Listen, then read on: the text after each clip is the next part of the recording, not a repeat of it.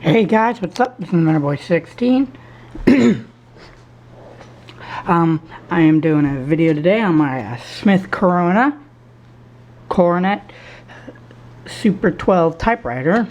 In this video, I'm going to be showing you guys who have vintage typewriters, or practically any typewriter whatsoever, that has keys like the ones that are inside here, or the things that hit the paper.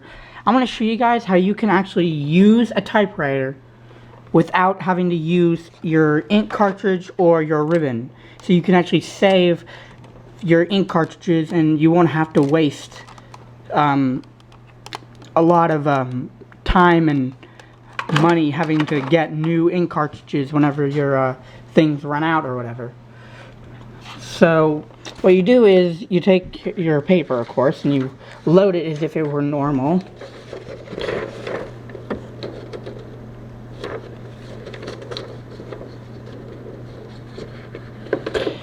So give me a second here, not really. Whoops, there we go. Yeah, I'm not that good of a typewriter user just yet, but I am eventually going to get pretty good at it. Ouch. Okay, that hurt. I stubbed my toe. Yeah. But this is my personal typewriter, so there you go. So pretty much you have it set up the basic way, or whatever way you want to whenever you're going to type. But what you do is, instead of really looking at the paper like what most people do, because you're not going to be able to see what you're typing as you're doing it, you're going to be able to see what you type after I show you the steps that you have to take afterwards. So but what you do is you first I have to turn on my typewriter. Beautiful humming motor. But yeah. So but what you do is you really you look at the keyboard more than what you do at the paper. And the reason this is because you won't be able to really see what you're typing. You really won't be able to see it at all unless you have like really good eyes or whatever, which most people who still own a typewriter from when they were younger or whatever probably don't have the sharpest of vision as they used to. But I will be showing you guys how to do that. So what you do is you pretty much just use your keyboard and you pretty much just pretend there is no paper or whatever, or no top carriage piece or anything like that. So you just work on your keyboard. So what I'm going to do is I'm just going to type in some basic sentences. Whoops, hit the space by accident. Alright, so I'm going to type in some basic sentences and just do that, and I might give you a bit of a view of what the insides are doing there, but really you're not going to need to see what it's doing. So let's put you right here, I guess, while I'm doing said typing. That is, if this thing doesn't hit my camera, because if it hits my camera, that's not going to be very good. Okay, so here we go. So I'm just going to start typing away, and you guys can watch what the typewriter is doing, and then I will show you what to do afterwards. Okay, so.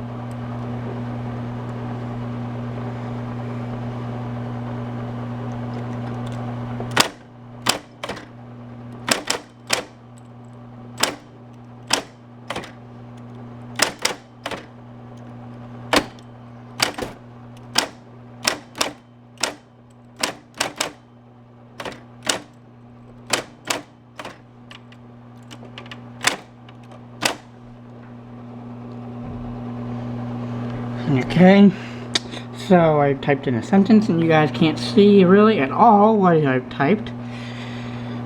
So what I'm going to do is remove the paper, and this will work, but the thing is you want to finish what you're going to be typing before you happen to do so. Because once you do this thing that I'm going to show you, you won't want to put the paper back into the typewriter to do adjustments. So let's get the paper out and bring it over here. I know my desk is a little messy right now, but so what you do is you look at the paper or whatever, and you need to remember where you were typing. And if you have good eyes, like really good sharp eyes, then you might be able to see it. But there is little tiny indentions where words would be put onto the paper. So what you do is pretty much the same thing as a reverse leaf rubby. So what you do is you take a crayon or something and you strip it of the outer shell or paper, and then what you do is you take it like this. Hang on, I'm gonna put you down here for a sec. So you take it like that, and then you just rub over the area in which you did the typing on. And you want to push hard because you want to fill in the crevices that you've made by using the typewriter.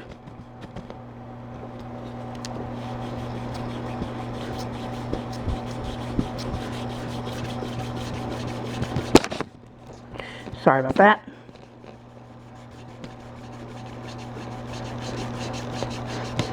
Yeah, this one's not coming out as good as I thought it would, but I guess I can give you guys a look at it here.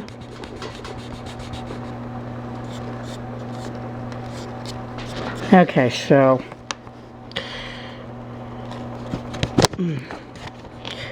just get these pesky little parts here. There. But this will allow you to actually use your typewriter freely and without having to waste time on valuable ink and stuff like that. And you can do this and you can still read it, but it's just not as easy to read. But if you see, it says hi, and I accidentally put a U instead of a H. Hi, my name is Alex, but I am known as Inventor Boy 16. So you can actually type on a typewriter like this one, or like whichever ones use the physical devices that hit the paper. You can use these even without their ink or their standard equipment that you would normally use on a typewriter like that. So you can save money, and you can save the age value of your product or of the typewriter that you are using by doing this. And this is not used for professional use. This is probably used for letters or school typing or something like that, or practice really on a typewriter. So if you want to practice using your typewriter and get used to it without wasting money and time having to buy new cartridges and rolls or whatever it takes to re-ink your typewriter, you can use this method, and you can actually practice on your typewriter by using the leaf rubby effect on it. It looks really childish and looks really pathetic, but it works, and you can use it as much as you want because crayons are the most common thing nowadays. So I hope you guys got some good information off of this video. I hope you guys enjoy using this method, but I do want to warn you, do not put your paper, once you have done a rubby or whatever, or once you've done a thing like what I did, you don't want to put this back in the typewriter because the crayon could get stuck on the keys or the letters and stuff like that and become really nasty and mess up the value of the typewriter. So anyway, I hope you guys enjoyed. Please don't forget to comment, like, and subscribe. And I will see you guys later. Stay cool, YouTube. Bye.